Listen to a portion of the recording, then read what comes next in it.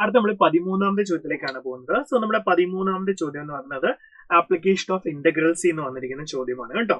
The area of the region കണ്ടിരിക്കുക, application of integrals.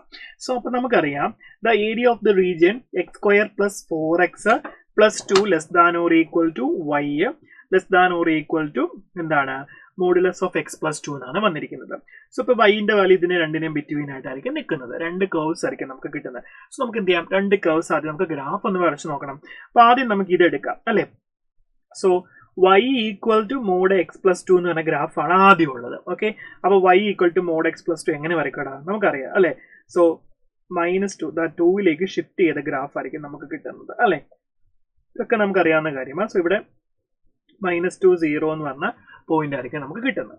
Next അടുത്തത് next curve നോക്കി എന്താ വരുന്നത്, y equal to x square plus 4x plus 2 എന്നാണ് actually വരുന്നത്. അപ്പൊ ഇതിന് ഞാൻ എന്ത് ചെയ്യുന്നുണ്ട്, ഈ X square plus 4x plus 2 എന്നുള്ളതിന് പകരം ഞാൻ എക്സ് പ്ലസ് 2 ഹോൾ സ്ക്വയർ -2 എന്ന് കൊടുക്കുന്നു. ഓക്കെ, ഇത് എക്സ്പാൻഡ് ചെയ്യുമ്പോൾ നമുക്കൊരു 4 വരും. ആ 4 - 2 ചെയ്താൽ നമുക്ക് ഈ 2 തന്നെ കിട്ടും. അപ്പൊ ആ ഫോമിൽ കിട്ടി. ദെൻ ഞാൻ ആ 2നെ ഇങ്ങോട്ട് കൊണ്ടുവരുമ്പോൾ y plus 2 equal to x plus 2 whole square കിട്ടും. മക്കളെ ഇത് ശരിക്കും പറഞ്ഞാൽ എന്താ, പരാബോളയാണ്. പരാബോള എന്താണ്, താഴോട്ട് നിൽക്കുന്ന പരാബോള. ദെൻ വെർട്ടെക്സ് ഷിഫ്റ്റ് ചെയ്ത കേസ് വെർട്ടെക്സ് എവിടെ -2 ഇല്ല. അപ്പം -2 എന്ന് പറയുമ്പോൾ നമുക്ക് ഇവിടെ വരും അല്ലെ. സോ അപ്പം പരാബോള എന്ന് പറഞ്ഞാൽ ഇങ്ങനെ ഇരിക്കും. ഓക്കെ, ഇങ്ങനെയായിരിക്കും പോകുന്നത്. ഷേപ്പ് കൃത്യമായിട്ട് നിങ്ങൾ നോക്കിയാൽ മതി കേട്ടോ. ഓക്കെ, ഇതായിരിക്കും നമുക്ക് കിട്ടുന്നത്. ശരി, അപ്പൊ നമുക്ക് ശരിക്കും ഇത് ഫിഗർ ആക്യുറേറ്റ് ആയിട്ട് നമുക്ക് വരയ്ക്കാൻ പറ്റത്തില്ല, എന്നാലും നിങ്ങളൊന്ന് ഓർത്താം. അപ്പൊ നമുക്ക് ഏരിയ വേണ്ടത് ദാണ്ട് ഈ ഒരു റീജിയന്റെ ഏരിയ ആണ് നമുക്ക് വേണ്ടത് കേട്ടോ.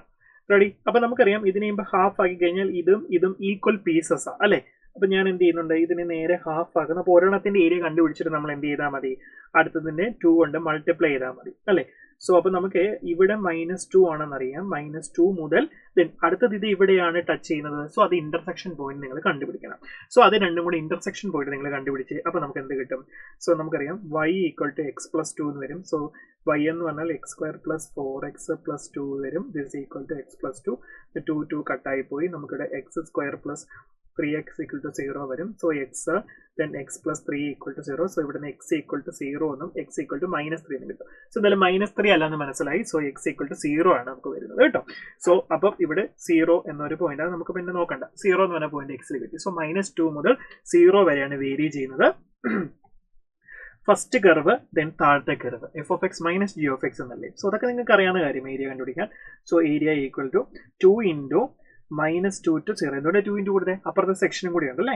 സോ മേലത്തെ കർവ് എക്സ് പ്ലസ് 2 ആണ്, മൈനസ് താഴത്തത് x square plus 4x plus 2 വരും. സോ ഇതെന്ത് ചെയ്യുക, ഡി എക്സ് കൊടുക്കുന്നു. സോ ഇതിനെ ഇന്റഗ്രേറ്റ് ചെയ്താൽ മതി.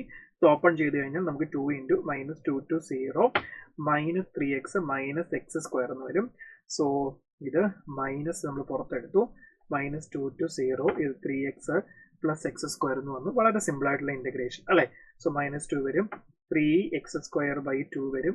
ഇത് എക്സ് ക്യൂബ് ബൈ 3 വരും. ദെൻ -2 to 0 അപ്പർ ലിമിറ്റും ലോവർ ലിമിറ്റും അപ്പർ ലിമിറ്റ് കൊടുത്ത് 0 വരും. So -2 then 0 minus then 3/2 into 4 minus 8/3 വരും. സോ ഇത് സിംപ്ലിഫൈ നമുക്ക് 20/3 കിട്ടും. Okay, 20/3 is the right answer. Option C ആണ് കറക്റ്റ് ആൻസർ. ഓക്കെ.